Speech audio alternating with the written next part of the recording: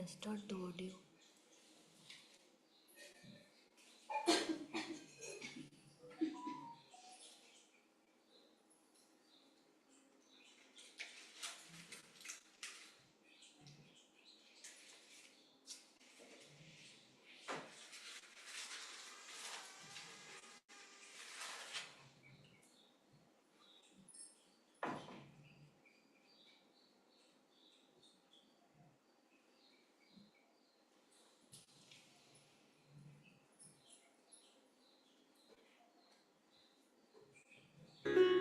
Hare Krishna, everyone. Once again, welcome back to our continued series on the glories of Sri Vrindavan Dham, as well as many of the acharyas who have had their pastimes there. Nama Om Vishnu Padaya Krishna Pashtaya Bhutale Srimati Bhaktivedanta Swaminiti Namine Namaste Saraswati Deve Gauravani Pacharine Nirvishesha Shunyavadi Pastrita Deshatarine. All glories to Srila Prabhupada. So, after lecturing on a number of our acharyas connected to Vrindavan for the past few weeks, I was going to move on and describe some more of the holy places in Vrindavan. But then I suddenly remembered one very powerful acharya, a great devotee who I didn't speak on. And I cursed myself thinking that how in the world could I have forgotten to mention him, not only mention him, but lecture about him and the valuable contributions he made in glorifying Vrindavan and Mayapur and furthering the Sankirtan movement of Lord Chaitanya Mahaprabhu. And who is that great acharya, that great personality? The illustrious Prabodhananda Saraswati. How many times have we quoted him in the last 11 months? And how many times have we heard Srila Prabhupada quote him in his books and his lectures? So many times Prabhupada quotes that great devotee. So today I'll have the honor to speak about him. A blessed day. Of course, speaking about Srila Prabodhananda Saraswati poses as much a challenge as it did speaking about Gopal Bhatta Goswami, in the sense that there's not a lot of information about either of them. As great as these devotees are, they don't want their greatness to be advertised. Gopal Bhatta Goswami only agreed to give his blessings, as we mentioned some weeks ago, to Srila Krishnadas Kaviraj Goswami to write Chaitanya Charitamrita if Krishnadas Kaviraj Goswami didn't mention his name in the book. And that's confirmed in the Bhakti Ratnakara, first chapter, text 222. And here, Shri Gopala Bhatta Hrishta Haya Ajna Dila Grante Nija Prashanga Varnite Nishe Dila. Quote, Shri Gopal Bhatta was also pleased to give Krishnadas Kaviraj Goswami blessings to write the book, but forbade Krishnadas to write about him. Who can understand why he forbade him? He always considered himself to be very lowly, unquote. There's some confirmation there. And so it is with Srila Prabodhananda Saraswati. We find no date of his birth or departure from this world in any of our shastras or historical records. All the information about his youth, about wherever he traveled, or even his time spent in Vrindavan, where he spent most of his life, could probably fill just an A4 page of white paper. Fortunately, however, he left us a veritable treasure chest of his writings, which have become very, very dear to all Gaudiya Vaishnavas, including, the members of our International Society for Krishna Consciousness. Devotees love to read his writings, particularly Vrindavan Mahimamrita. He also wrote Radharasa Sudhanidhi. It's a very deep book, but sometimes we quote from passages from that book. Sankita Madhava, Chaitanya Chandamrita, that's one of my favorites. I'm often using verses from there to glorify Chaitanya Mahaprabhu and the Sankirtan movement. He also wrote Navadvip Sataka and other books. And I found a quote where Srila Bhakti Siddhanta Saraswati Thakur refers to the writings of Srila Prabodhananda Saraswati. And I will quote Srila Bhakti Siddhanta Saraswati. He writes, quote, "The moods and sentiments, bhava samuha, of Srila Prabodhananda Saraswati are quite distinct. His language is simultaneously filled with sobriety and sweetness. All the devotees who have accepted shelter at the feet of Sri Chaitanya Mahaprabhu get pleasure beyond measure by regularly reciting Srila Prabodhananda Saraswati's Vrindavan Mahim Amrita." As we do. One important thing we do know about Srila Prabodhananda Saraswati is who he is in the spiritual world, in Goloka Vrindavan. For that, we can always, for these type of things, we can always refer to Sri Gaura Gunadesha Dipika, which was written by Kavikarnapura. And in reference to Prabodhananda Saraswati, it's in text 163.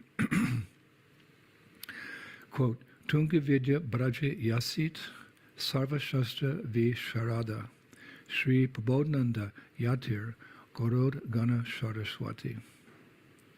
Quote, "She who was previously known in the pastimes of Krishna in Braja as Tunga Vidya, who is fully conversant with all scriptures, has now become Srila Prabodhananda Saraswati and is engaged in singing the glories of Lord Gauranga," unquote.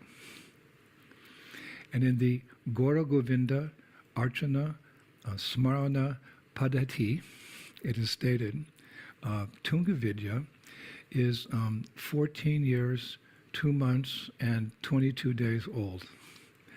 It also mentions that Srimati Radharani is 14 years, 2 months, and 15 days old. This would mean that Tunga Vidya is 7 days older than Srimati Radharani.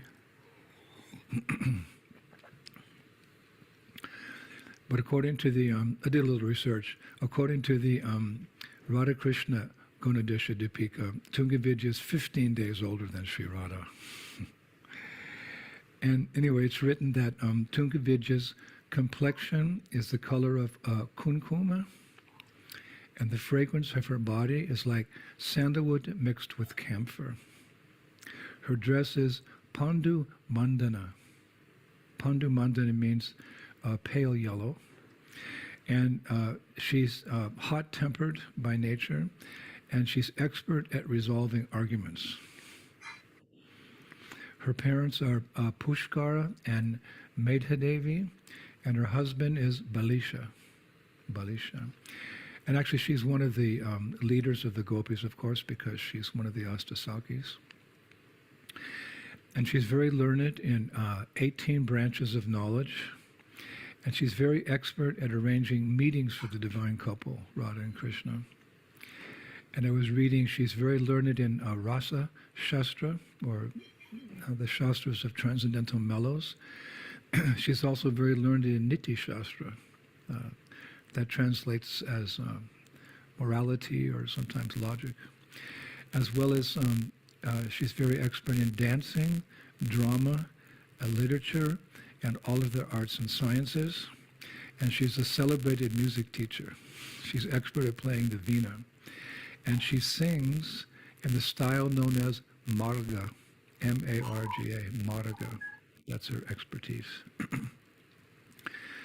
Furthermore, her 8 gopi messengers, headed by Manju Meda Devi, are especially expert at arranging political alliances. That's called Sandhi, S-A-N-D-H-I, Sandhi. Sandhi is the first of diplomatic maneuvers in the art of politics between Radha and Krishna. And These gopis of Tungavidya are known as the best dancers amongst all the manjaris. And they themselves are musicians, very expert at playing the mridanga, and singing. It's described in recital halls. I thought that was interesting. They sing in recital halls. And these, her assistants, they take great pleasure in fetching water from the streams of Vrindavan. It sounds very simple, but remember, it's all imbued with great devotion for Radha and Krishna. It's very special. Now the Gaura Govinda Archana Shmarana Paditi goes on to describe that on the western petal of Madana Sukunda Kunj, lies the extremely beautiful crimson-colored Tungavidya Nandara Kunj, where Tungavidya resides. This is all very, you could say, confidential knowledge, but our acharyas have revealed it to us so that we can become purified and one day desire to enter into these pastimes in Goloka Vrindavan. So Shastra says that Tungavidya loves Krishna very much and is, quote, filled with eagerness for that prem. And it's also described that she possesses a specific bhav, or love, known as Viplab Dattva. I researched that, and this is the mood of a gopi who is very distressed at heart because her lover Krishna has not arrived for the secret meeting. And the behavior of such a gopi is marked by despondency, anxiety, lamentation, weeping, fainting, and sighing, of course, all on a transcendental level. And an example is given in the scriptures.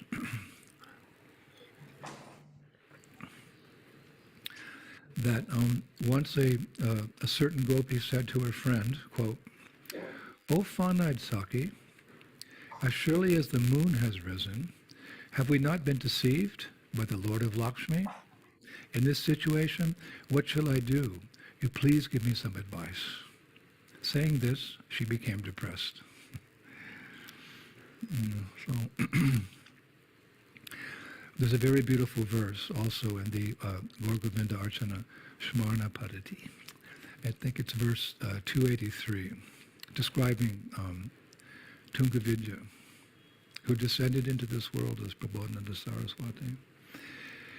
Quote, "I worship the very Rasik Tungavidya, who is adorned with sandalwood paste mixed with coffee. Her beautiful saffron-colored body is decorated with many fine jeweled ornaments. She delights in wearing a lovely red dress, and she has many wonderful qualities. She knows many transcendental songs, and she dances before Sri Hari to the beat of a dumpha drum, D-U-M-P-H-A, dumpha drum.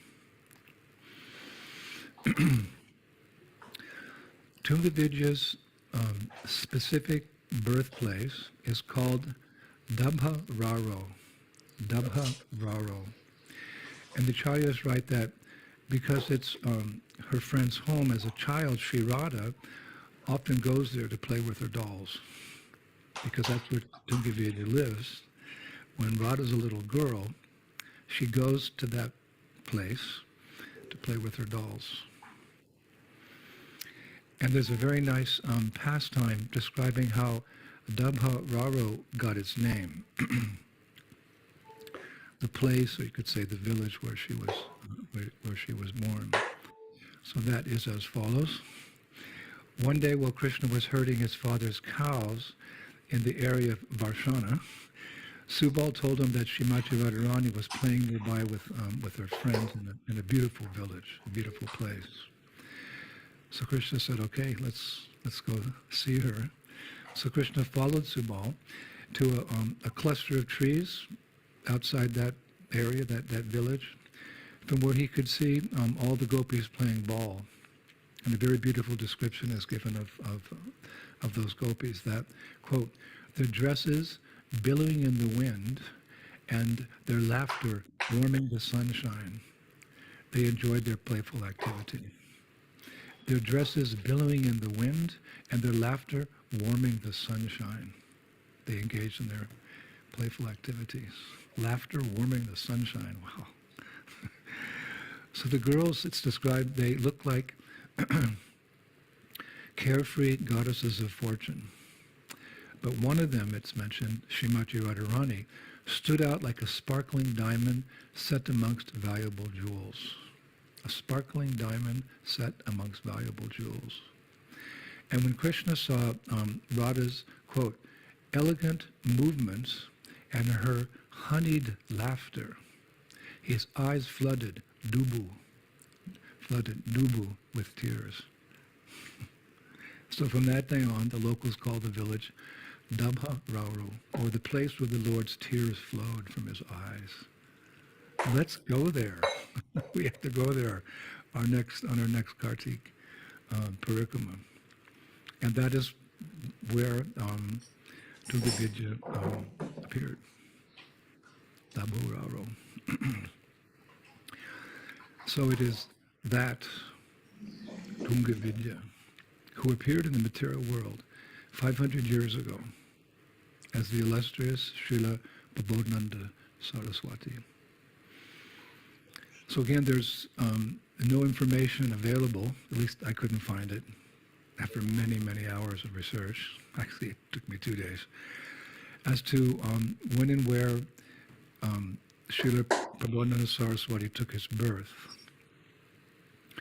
Essentially, we are first introduced to him during Lord Chaitanya Mahaprabhu's famous tour of South India after taking sannyas.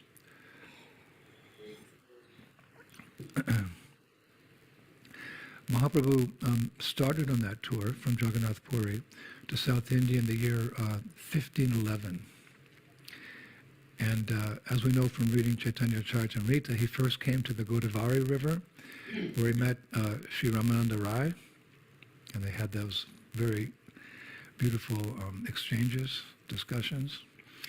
And after visiting many other holy places, Mahaprabhu eventually arrived in Madras, nowadays Chennai. And from there, he went to Sri Rangakshetra. Rangakshetra. That's where the Ranganatha deity is. I've been there many times, actually. It's one of my favorite places in India. It's like, really like old India. So wonderful, beautiful temples and many Paka Brahmins and devotees of Krishna. And he arrived there, as we know from Chaitanya Charitamrita, just as the 4 months of the rainy season, Chaturmasya, were beginning. So he decided to stay in Srirangam during that 4-month period, as was and is typical of traveling sadhus, because it's raining. Like in India, it rains really hard during the monsoon season. So it's difficult to travel, it's difficult to have, pandal programs, outdoor programs, etc. So sadhus, during that 4-month period, they pick a holy place and they sit and they read and they chant and they pray and associate with each other. But unknown to others, Mahaprabhu had a secret desire, and that was to meet with, to deliver, and to empower the family members of one Venkata Bhatta. Venkata Bhatta. He was a prominent priest in the Srirangam temple. And by Mahaprabhu's desire, he met with Venkata Bhatta. I think it was in the temple they met. And Venkata Bhatta was very impressed with this sannyasi, Sri Chaitanya Mahaprabhu. And he invited him to stay for those 4 months in his home, in his house. And that's an invitation that Mahaprabhu graciously accepted. Now, Venkat Bhatta had 2 brothers. He was the middle brother, actually. His older brother was Tiru Malaya, and his younger brother was Gopal Guru. And Gopal Guru later became our Prabodhananda Saraswati when he took to the renounced order of life. And Venkat Bhatta also had a young son, and his son's name was Gopal, who would later take initiation from his uncle, Prabodhananda Saraswati, and become Gopal Bhatta Goswami. That Prabodhananda Saraswati is the actual guru of Gopal Bhatta Goswami, is stated in the beginning of Hari Bhakti Vilas, first chapter, second verse actually. Quote, Gopal Bhatta, a disciple of Srila Prabodhananda Saraswati, a dear associate of Lord Chaitanya, is compiling the Hari Bhakti Vilas to please Srila Rupa Goswami, Srila Sanatana Goswami, and Srila Raghunath Das Goswami. So therein it's mentioned, Gopal Bhatta, a disciple of Srila Prabodhananda Saraswati. And Jiva Goswami also confirms the same fact in his Vaishnava Vandhana, verse number 7. He writes, quote, I offer my humble obeisances unto the spotless Srila Prabodhananda Saraswati, who joyfully compiled the Chaitanya Chandamrita, and whose disciple is Srila Gopal Bhatta Goswami. So there it's confirmed. So now initially when Lord Chaitanya arrived at the home of Venkata Bhatta, all the members of Venkata Bhatta's household were Sri Vaishnavas, meaning they were followers of Sri Ramanujacharya.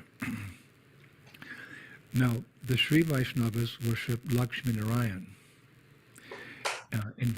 Their mood is in the their worship is in the mood of Aishvarya Bhava, or awe and reverence, the mood of Vaikuntha.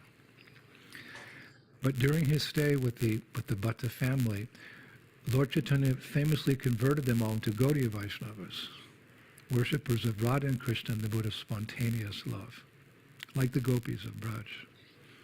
And it's very interesting how it happened. Of course, it probably happened gradually, but there's a conversation related in Chaitanya Charitamrita and elsewhere where Mahaprabhu gave very convincing arguments how the worship of Radha and Krishna is higher than the worship of Lakshmi Narayan because of its spontaneous, intimate, loving nature. So one day, Lord Chaitanya inquired from Venkat Bhatta. He said, my dear Venkat Bhatta, your worshipable goddess of fortune, Lakshmi, always remains on the chest of Narayan, and she is the most chaste woman in the creation. One time, however, she gave up all that transcendental happiness in Vaikuntha to perform austerities in Vrindavan to join Krishna in the rasa dance, unquote. So you could say in a joking way, Mahaprabhu was suggesting that Lakshmi Devi was not chaste because she left Lord Narayan for Lord Krishna. So Venkat Bhatta is a learned priest, scholar, so he smiled and he said, my dear Lord Chaitanya, quote, you know Krishna and Narayan are the same person. They are just wearing different dresses. Therefore, Lakshmi Devi is not breaking her vow of chastity. And it's true. Krishna and Narayan are the same personality. Of course, Krishna is the original personality of God, and Lord Narayan is its expansion, but they're identical, the same person, different moods. So then Mahaprabhu said, true, but my dear Venkata Bhatta, why is it that Lakshmi was not actually successful in joining Krishna's rasa dance? So Venkata Bhatta, he said, quote, I cannot enter into the mystery of this incident. I'm just an ordinary living being. So Lord Chaitanya said, quote, the answer is that simply by performing austerities, that does not qualify one to join the rasa dance. Rather, only by following the gopis' mood of worshipping Krishna in spontaneous love can one eventually join the rasa dance. One has to follow in the footsteps of a Brajabasi. And then Mahaprabhu continued. He said, my dear Venkata Bhatta, seeing Lakshmi Devi performing austerities, Lord Krishna said to her, quote, my dear Lakshmi Devi, you are faultless, and I am deeply touched by your determination. but your reverential mood in serving and always serving me as your husband, which you cannot give up, is incompatible here in Vrindavan. In Vrindavan, my devotees are unaware of me being the Supreme Lord. My mother accepts me as her son and ties me to a grinding mortar. Subal, my coward friend, sees me as his intimate friend, and in our games, he playfully climbs on my shoulders and says, "Hey, what kind of big man are you? Do you want to fight?" My dear Lakshmi Devi, how can you enter the rasa dance while maintaining the body and identity of the goddess of fortune and showing me the respect due to Lord Narayan, as you always do? Will the gopis think of me as their lover? It's not compatible. Can you imagine yourself as Lakshmi walking around these pasturing grounds collecting cow dung off the ground and making patties and cooking simple preparations over a fire like the Braja gopis do? Your service and the love that we share is all part of the loving exchanges that I enjoy throughout Vaikuntha. Therefore, as much as I am indebted to you for these austerities and penances that you are performing here in Braj, I cannot fulfill your request or desire, and neither do I want to.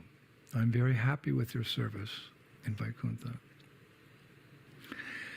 So hearing this sublime explanation and philosophy from Chaitanya Mahaprabhu, quoting Lord Krishna, Venkata and his family members were convinced, and they became Gaudiya Vaishnavas. And even today, that family, the descendants of that family, Murari Bhatta, he's one of my very dear friends in Sri Rangam, Murari Bhatta Prabhu. He's a descendant of Venkat Bhatta, and very often when I go to South India and I go to Sri Rangam, I stay with the family in their house. And for many years, it was the same house that Chaitanya Mahaprabhu visited, a stone house. Recently, it had to be, well, I wouldn't say destroyed, but it had to be disassembled because they were making a big road there or something. But the parts of the house are preserved. But I stayed there on a number of occasions. And in that house, there was actually an indentation on the floor where Chaitanya Mahaprabhu would take rest every night. His form was there on the floor. And when I would go there, they would very kindly, Murari Bhatta Prabhu would provide a nice bed and, all facilities, nice prasadam and wonderful association. He'd take us to the temple and we'd have special darshan, Ranganath deity, etc. But I never slept in the bed. When everybody left the room, I slept on top of that impression of Lord Chaitanya Mahaprabhu that he made when he was sleeping on that stone. That's where I would sleep. So, special mercy there.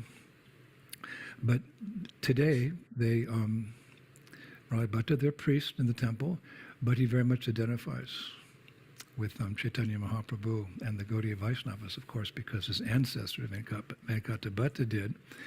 And his ancestor, the brother of Venkat Bhatta,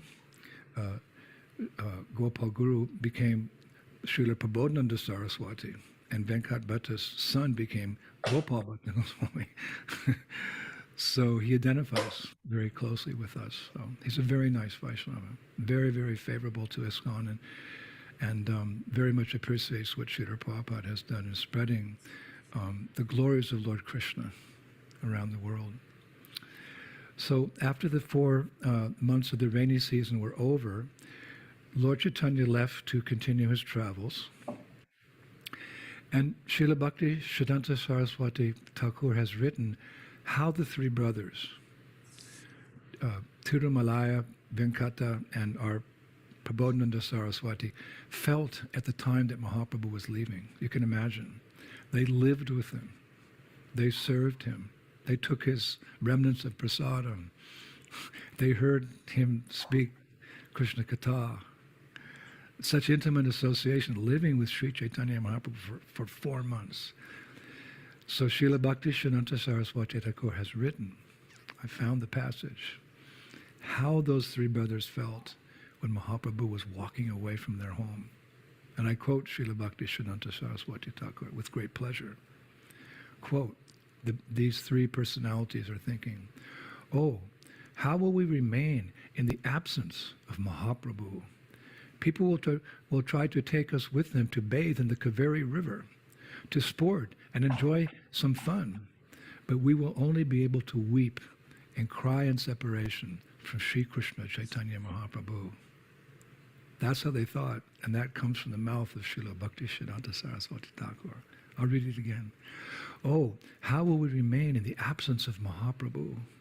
People will try to take us with them to bathe in the Kaveri River, to sport and enjoy some fun, but we will only be able to weep and cry in separation from Sri Krishna Chaitanya Mahaprabhu. Then Srila Bhakti Siddhanta Saraswati Thakur continues by saying, quote, Srila Prabodhananda Saraswati then entered deeply into the worship of Sri Krishna Chaitanya, his inner being, totally possessed by Mahaprabhu's glories. Within a few years, he left Sri Rangam, setting out with a solemn vow to attain the most cherished object of his meditation. Without wasting time, he came to Mathur Mandala, and he took up residence in Kamyavan. Later, Gopal Bhatta Goswami followed in the footsteps of his uncle, arriving in Vrindavan. So some very nice details given to us by Srila Bhakti Siddhanta Saraswati Thakur of how Prabodhananda Saraswati left home and came straight to Vrindavan, and he came to Kamyavan, that special forest of Kamyavan. So there's nothing much written of Srila Prabodhananda Saraswati's many years in Vrindavan after arriving in Kamyavan. Like many sadhus and renunciates, he often moved to holy places in Braj to write those many books that he left us. And one of his favorite bhajan kutirs was on the bank of the Jamuna River at Kaliagat. When we go on Kartik Parikrama, we always pass by Kaliagat. I mean, it's just a few meters off the Parikrama mark, which was originally the Jamuna River flowed there. So you see the ghats there because the river was originally flowing. Now the river is flowing some distance away, the Jamuna. But there's still the same tree that Krishna jumped off to chastise the Kaliya serpent. That's still there. So that was one place that we know that Srila Prabodhananda Saraswati used to go and do his bhajan. And eventually, when he departed this world, he was placed in samadhi just behind Kaliyagat. It remains to this day a very quiet, a very clean, a very charming, secluded place, like a little forested area. It's one of my favorite places in all of Vrindavan to spend time alone or with a few devotees, reading or chanting or praying or having a soft bhajan. And I originally found out that his samadhi was there. Little courtyard, not a very big area, beautiful samadhi, but there's a little ashram of sadhus that live there as well. Some beautiful trees. It's only a 2-minute walk off the Parikrama mark, actually. And I used to go there, and I remember 1974, 75, 1976. And at that time, not many devotees knew about it, or it wasn't perhaps one of the main places that we'd go on Parikrama in those days. But I always walked down there. I'd go down the Parikrama marg. And I'd sit there and I'd chant and I'd pray, and especially pray to him. He's another one of my heroes, actually. And I tried to keep it secret. Because no one ever went there. Just very few devotees went there. And it's sort of quiet, undisturbed, sanctified. But yes, now devotees know about it. More devotees know about it. So please, next time you go to Vrindavan and you pass by Kaliyagat, you can ask the local people, where is the Samadhi Mandir of Srila Prabodhananda Saraswati? And believe me, you'll be so pleased to go. It's such a wonderful spiritual atmosphere. And as we know, we can pray to our acharyas at their samadhis, and we can know that they're hearing, and we can know that they reciprocate. So please go. Hearing these few glories that we know about him, but it's enough. And of course, we have his writings, Vrindavan Mahimamrita. So many devotees love that book. And Navadvipa Sataka describing the holy places in Navadvip Mayapur. So you can take the books, that's what I do, I take the books and I go and I read there. And you can sit right next to the Samadhi. And you can reveal your heart to that good, great devotee and pray for his mercy. So before we conclude, I would like to mention that Srila Bhakti Siddhanta Saraswati Thakur brings up a rather interesting issue that I found in my research. He writes, quote, "Some people attempt to establish that the Mayavadi, resident of Kashi, Varanasi today, Prakashananda Saraswati, is one and the same with the foremost of Vaishnavas, Srila Prabodhananda Saraswati. We, however, do not accept this in any way, shape, or form," unquote. That's the quote of Bhakti Siddhanta Saraswati, that some people say that the Mayavadi sannyasi of Varanasi, Benares, we all know from Chaitanya Charitamrita, Prakashananda Saraswati had thousands of Mayavadi followers. Mahaprabhu converted him, of course, but he was a Mayavadi for most of his life, actually. He wasn't actually converted, I read, until he was more or less elderly. So they're not the same person. Prakashananda Saraswati and Prabodhananda Saraswati are two different persons. And actually, I did find a number of scholars and historians, even today, who support this nonsensical theory that the Mayavadi sannyasi, Prakashananda Saraswati, and our Prabodhananda Saraswati are the same person. I found many references like that. Their logic is that after Lord Chaitanya converted Prakashananda Saraswati and all his followers in Kashi, Prakashananda changed his name to Prabodhananda Saraswati, and then he went to Vrindavan. No, we know from Chaitanya Charitamrita who he was in Sri Rangam, Gopal Guru, associated with Mahaprabhu, came from there to Vrindavan and never left.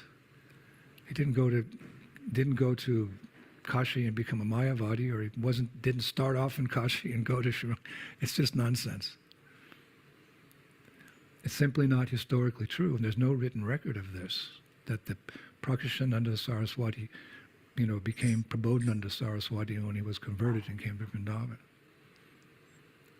And what's more, from our Gaudiya Vaishnava perspective, why in the world would Tungavidya, who we opened this class with, describing her or relating in terms of Shastra, so many of your beautiful qualities, unlimited qualities.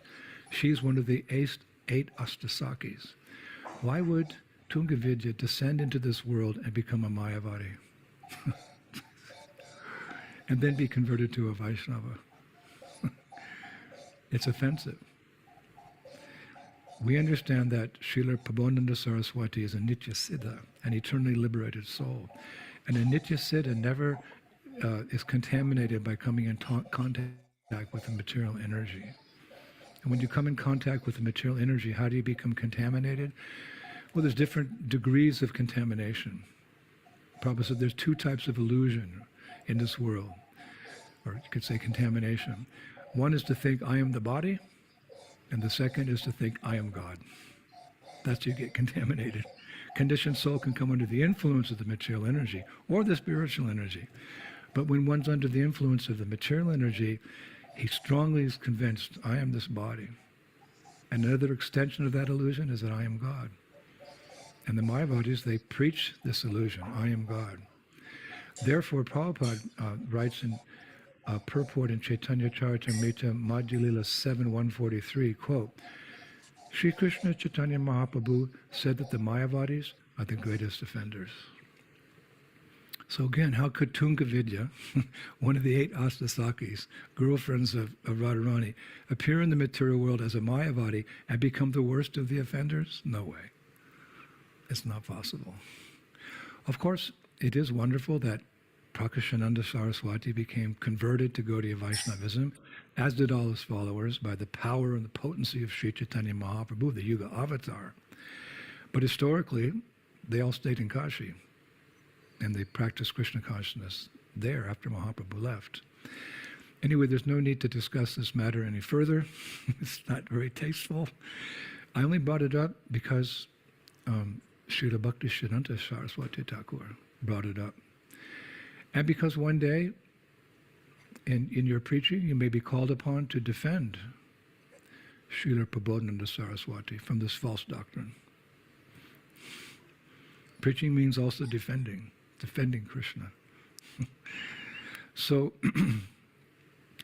rather, let us close today with several very wonderful glorifications of Srila Prabodhananda Saraswati by devotees down through the ages.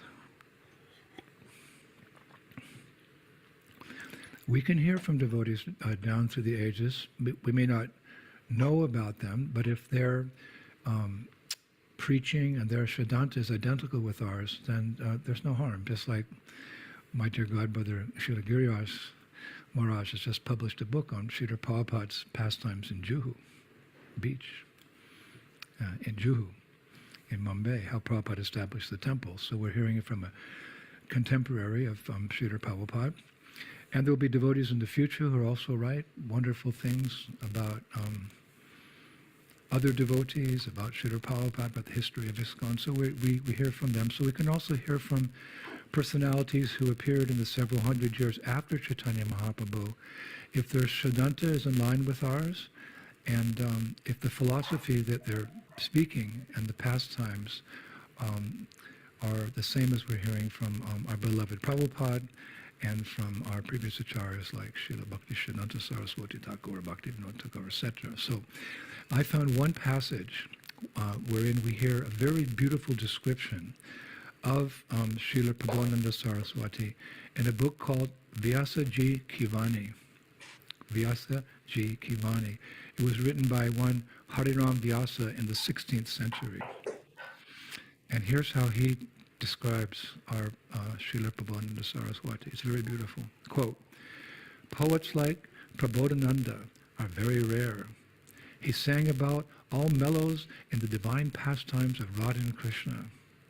Having broken the strong bonds of material life, his only hope was to relish those loving pastimes.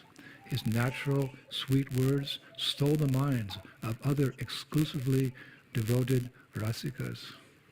In his heart, he always held the Lord's pure qualities, names, and forms, and thus turned away from all sensual agitation.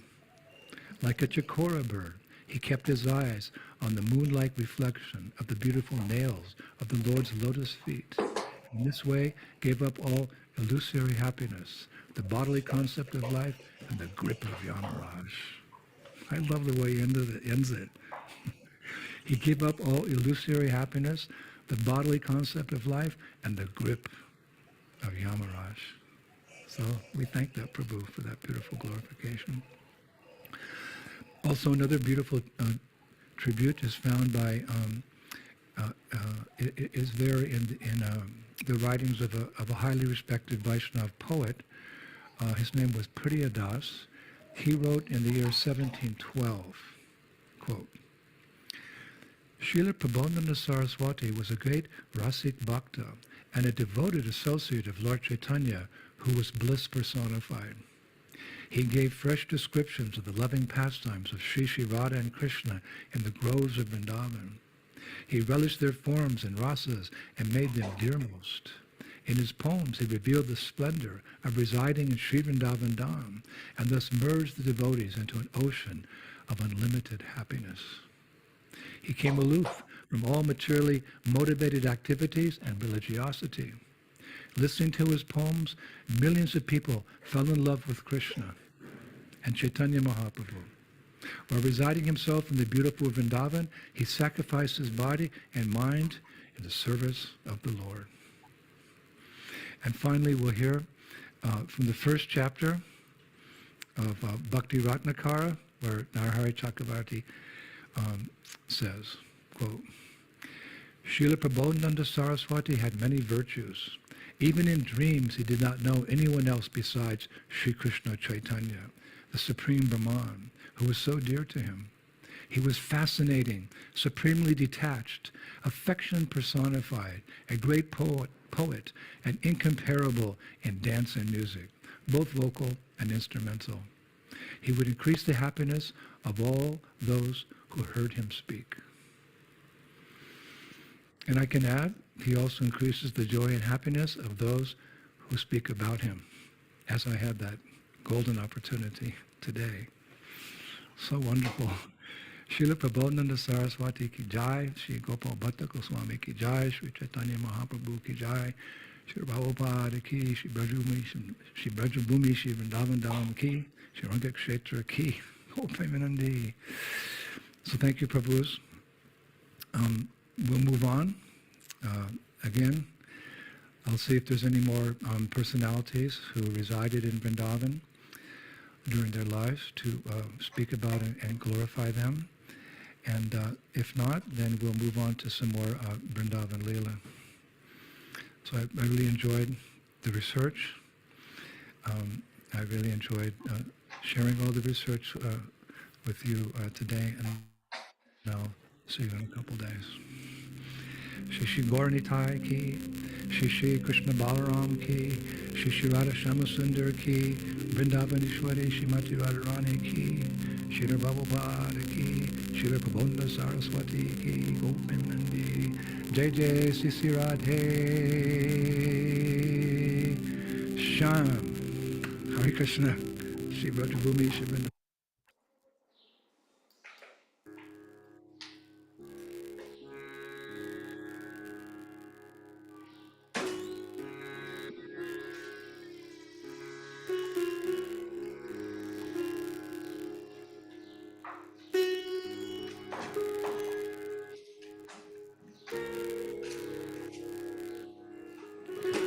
Hare Krishna, very dear devotees, welcome back once again to our ongoing series on the glories of our beloved Sri Vrindavan Dham.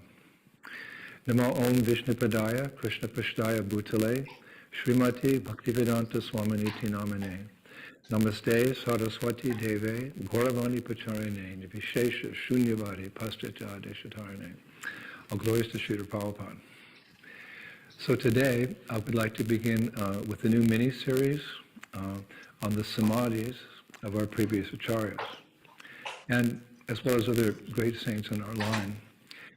My references will be, of course, Srila Prabhupada's books, along with the book entitled Suchaka Kirtan, which I found in the Vrindavan Research Institute, which includes various Vaishnava songs by different acharyas, compiled in manuscript form by an unknown author 300 years ago.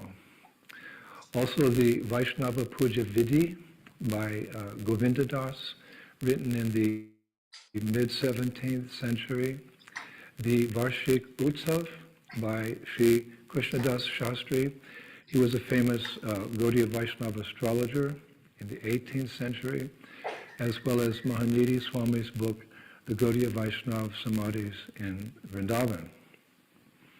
So to begin, our prominent Gaudiya Vaishnava acharyas and saints who have been placed in samadhis in Vrindavan, such as the six Goswamis of Vrindavan, all understood to be amongst the personalities who accompany the Lord whenever he comes to the material world to reestablish religious principles. Paritranaya sadhanam vinashaya taduskritam dharma samstapanarthaya sambhavami yuge yuge, a famous verse in Bhagavad Gita. In order to deliver the pious and to annihilate the miscreants, as well as to reestablish the principles of religion, I advent myself millennium after millennium. Bhagavad Gita 4:8. So when the Lord comes, he brings his devotees with him. Srila Prabhupada used to say, you'll never see a picture of Krishna alone. He's always accompanied by his friends and devotees. So 500 years ago, these intimate servants, friends, parents, and lovers of Krishna came down from Goloka Vrindavan to assist the Lord in his incarnation as Shri Krishna Chaitanya Mahaprabhu, our worshipable Lord. The most prominent amongst them were the 6 Goswamis of Vrindavan. Empowered by the Lord, you could say they established the very foundation of his movement. For example, Srila Sanatana Goswami explained Sambandha Tattva and the 2 paths of Sadhan Bhakti, Vaidya and Raganuga. Srila Rupa Goswami revealed the loving exchanges between Radha and Krishna and their spontaneous loving servants. Sri Jiva Goswami proved the preeminence of Gaudiya Vaishnavism by revealing without any doubt that Krishna is the Supreme Personality of Godhead. Sri Raghunath Das Goswami taught the height of material renunciation by relishing the deepest spiritual attachment for Shri Shri, Radha and Krishna. There were other great devotees at that time as well, like Lokanath Goswami, Bhagarbha Goswami, and later many generations of great acharyas came after Lord Chaitanya, like our beloved Srinivasacharya, Shyamananda Pandit, and Srila Narottam Das Thakur, our heroes. Then came, amongst others, Vishwanath Chakravarti Thakur and Baladev Vijayabhushana. Now in his famous work, Sri Chaitanya's teachings, Srila Bhaktisiddhanta Saraswati Thakur explains the role of Lord Chaitanya and his associates. He writes, and I quote, "The unprejudiced study of the life of Sri Krishna Chaitanya will help us in the fullest measure to understand the actual meaning of the gopis' love for Radha and Krishna in Vrindavan. The esoteric reason for this is that Sri Krishna Chaitanya is Sri Krishna himself, and the associates of Sri Krishna Chaitanya are the same as the gopis, manjaris, and other servitors of Sri Krishna in Braj." Now hearing this, one might naturally lament, all these great souls came and left. I am so unfortunate, I never got their association. And that was actually the mood of Narottam Das Thakur. He was, you could say, the original 2nd generation of devotees after Chaitanya Mahaprabhu, approximately 450 years ago. He wrote in his famous Prarthana, "Kaha Mora Swarup Rupa, Kaha Sanatan, Kaha Das Raghunath Patit Pavan, Kaha Mora Pata Yuga, Kaha Kaviraj, Ekakale Kotagela Gora Nataraj, Se Sabha Sangara Sange, Jai Kailo Bilas, Se Sanganapai Kande, Narottam Das." It's very touching. Where are my Swarup Damodar and Sri Rupa Goswami? Where is Sanatan? Where is Das Raghunath, the deliverer of the fallen? Where are my Raghunath Bhatta and Gopal Bhatta? And where is Krishnadas Kaviraj? Where did Gauranga Mahaprabhu, the king of dancers, suddenly go? Being separated from their loving association and the blissful pastimes of Mahaprabhu, Narottam Das can only cry. However, if we continue to read Srila Bhaktisiddhanta Saraswati Thakur's words in his Sri Chaitanya teachings, we come to a most comforting statement.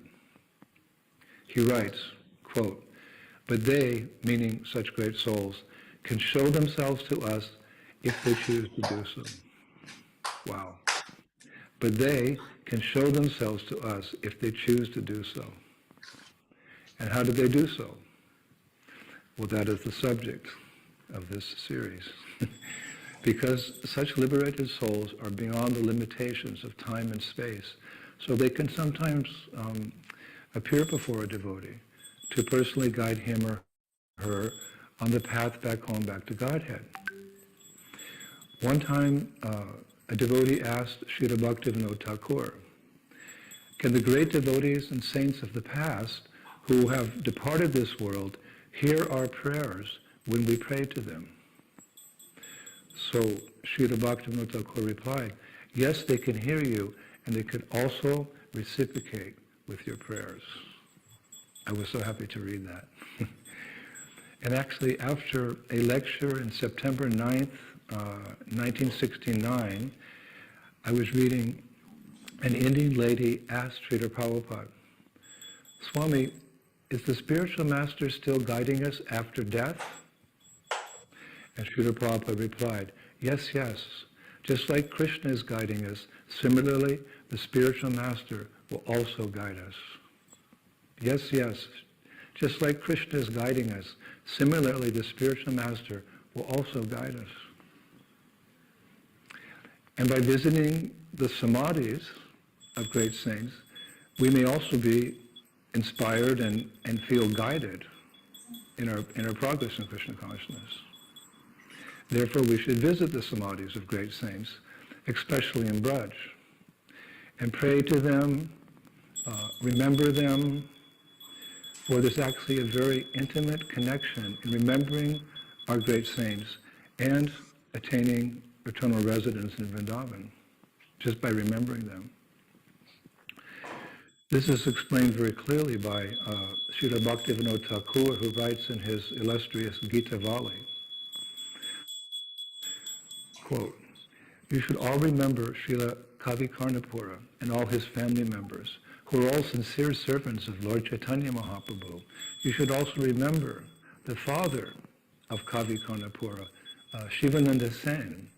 Always remember all those Vaishnavas who strictly follow the path of Srila Rupa Goswami and who are absorbed in bhajan. If you actually want residence in the land of Braj, then you must remember all the Vaishnavas who are followers of Srila Rupa Goswami. So again, we can approach all these saints, as well as our beloved Srila Prabhupada, through their samadhis. Unlike common people in India who are burned and, you could say, forgotten at death, great devotees are lovingly placed in the sacred earth of Vrindavan. Srila Prabhupada said in a Srimad Bhagavatam class in Mayapur, March 4th, 1976, quote, if you cultivate spiritual knowledge in large quantities, then your body is no longer material. It becomes spiritualized, chinmaya. Therefore, the body of a great saintly person is not burned. It is buried in samadhi because a Vaishnav's body is chinmaya. Srila Prabhupada's words.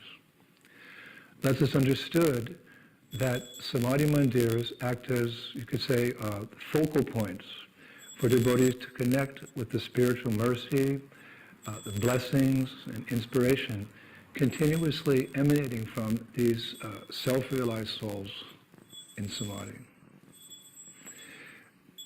By visiting the samadhis, offering obeisances, praying, circumambulating them, offering prasadam, incense, ghee lamps, and flowers, sincere devotees can receive mercy from these eternal associates of Chaitanya Mahaprabhu. So in this series, we'll talk about the departure of such saints from this world, like which day they departed, the time of their departure, the place where they're buried or placed in samadhi, as well as about their particular samadhis, the shape, the size, the architectural designs. We'll get into all the details. Most important, we'll discuss the mood of these great saints who reside in their samadhi mandirs, meaning exactly what is their samadhi, their meditation. Because the actual word samadhi means complete concentration of the mind on the Supreme Lord. Complete concentration of the mind on the Supreme Lord. In the Nirukti Vedic dictionary, it says, Samyak adiyate smin atma tattva yatat miyam. It means one is in samadhi when the mind is completely fixed in understanding the actual truth of the self. That is the consciousness interred in these samadhi mandirs, in the hearts of those great Vaishnavas.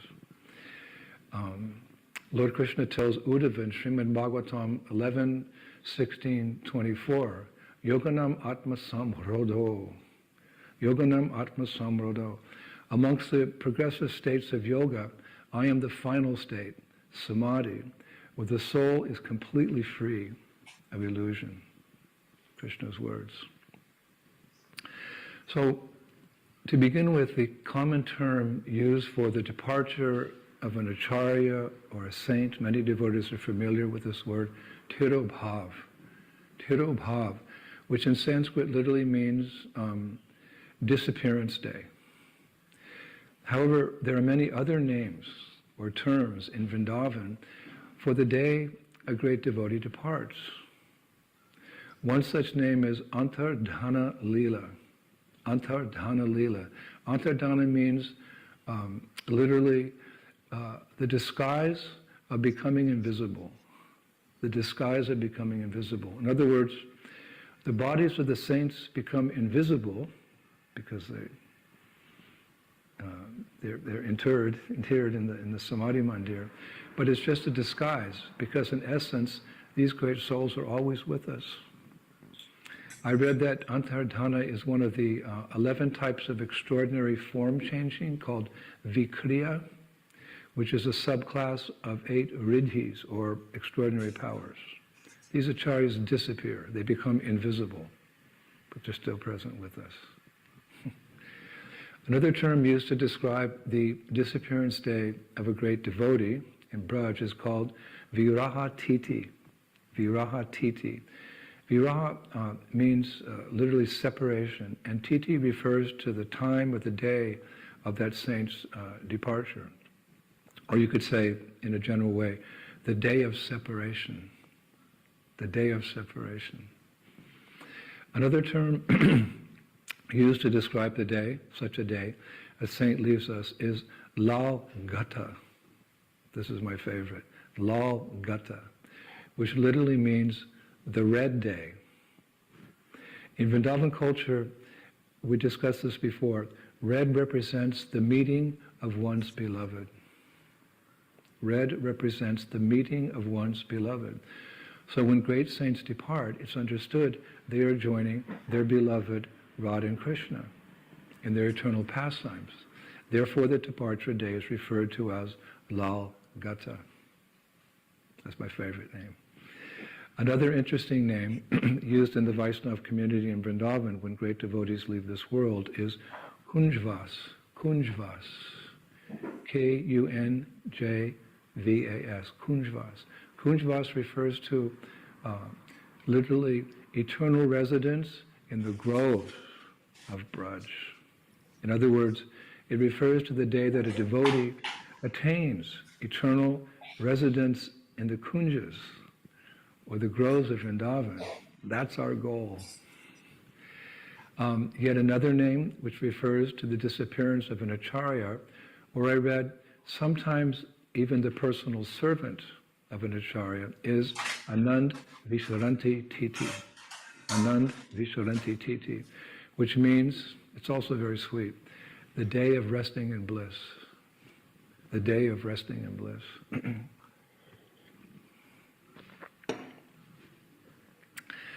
And one last name I found was used in the olden days in Vrindavan. It was Vijay Titi.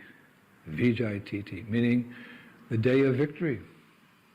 This was used when Rajput kings who had devoted their whole lives in devotion to Radha and Krishna left this world. For them it was called Vijay Titi. Actually, it's possible for a great devotee to depart on the day of his choice. It's possible for a great devotee to depart on the day of his choice. For example, recently on the day of Makara Sankranti in what was 2017, actually precisely it was the 14th of January 2017, the Mahant, the leader of the Nimbarka Sampradaya, his name was Sri Radha Sarveshwar Sharan Devacharya Maharaj. He was also known as Sriji Maharaj. He got up around 3 a.m. He performed his morning duties. Then he asked his followers if it was Makara Shankanti. After confirming that it was, he took a seated position, entered into samadhi, and left this world in front of all his followers. Is this Makara Shankanti? Yes, it is. He sat down in like yogic asana, entered into samadhi, and left this world of his own choice. I believe he was 88 years old, and he had been the head of that sampradaya as an acharya for 74 years. He chose the moment of his disappearance. So this is the true meaning of, you could say, conquering death. Death does not decide when such devotees leave. Instead, such devotees disappear when they desire. All glories to such devotees. And we know where they go. Now, a very interesting fact is that a Tirobhav, or the departure day of a great devotee, it's often celebrated with more joy in Vrindavan and Bengal than the appearance day of that devotee. Why is that? Well, it's because when a pure devotee is born, his glories are yet unknown. But by the time he departs this world, his character and deeds are enshrined in history and can be celebrated in a great and wonderful way. The analogy is given of the lotus flower, whose beauty is hidden at night when it's closed up. But as the sun rises in the morning, it slowly begins to open and is fully blossomed by noontime. You can appreciate it towards the end. I was thinking just like our Srila Prabhupada. Though an astrologer made a remarkable predictions, or made many remarkable predictions when Prabhupada was born, his glories were unknown to the world at large. Just the family members knew, basically. Of course, there were a few further hints of Prabhupada's glories in his later years, even before he came to America. One time, a few of his sannyasi godbrothers, they complained to Srila Bhakti Siddhanta Saraswati that Abai Baba, he was, some called him that, around that time that's how Prabhupada was referred to in the Gaudiya Math, Abai Baba.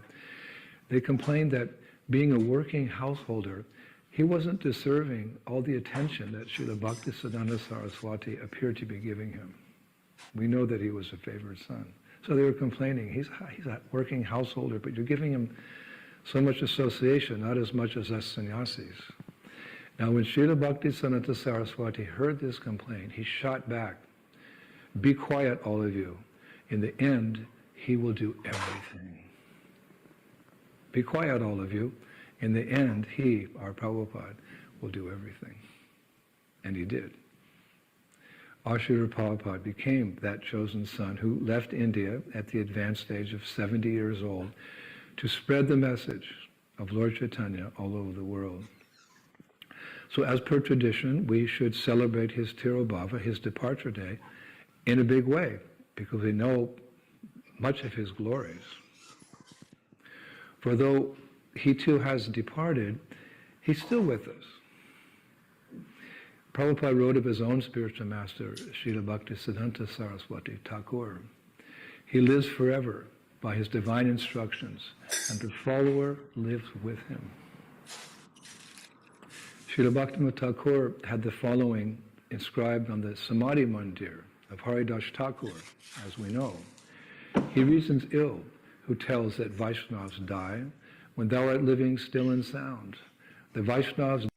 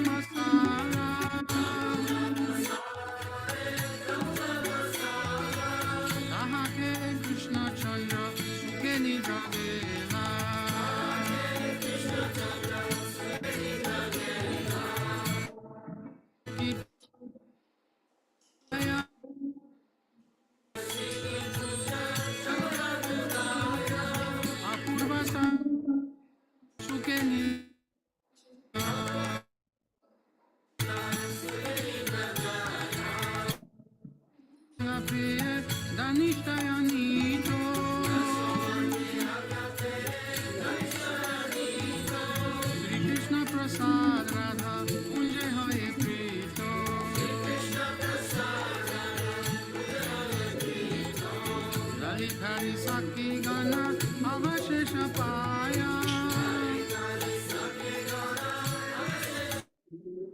मन मन सुखे राधा कृष्ण गुण गाया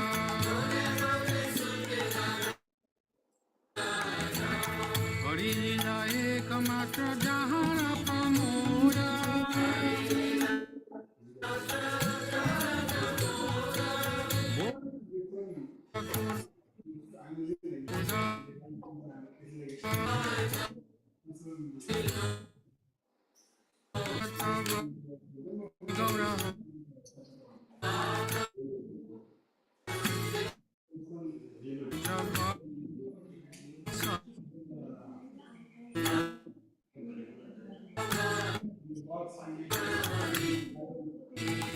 Shri Gaura Hari Sahi Gostavi Shri Gaura Hari Sahi Hari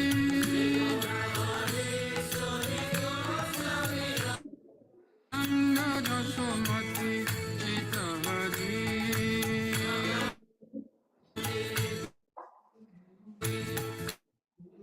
Jasomati